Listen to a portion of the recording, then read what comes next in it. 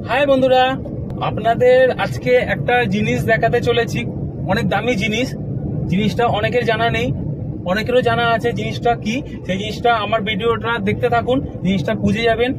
তো তার আগে বলে দিই, এরকম ভিডিও পেতে গেলে আমার ভিডিওটা সাবস্ক্রাইব করুন। জিনিসটা কি সেই জিনিসটা দেখাচ্ছি।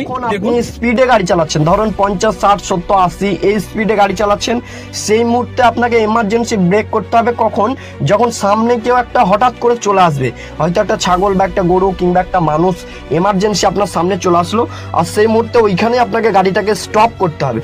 তখন কিন্তু কি করতে হবে, ফার্স্ট টাইম ব্রেকটাকে প্রেস করে সঙ্গে সঙ্গে ক্লাচটাকেও প্রেস করবেন।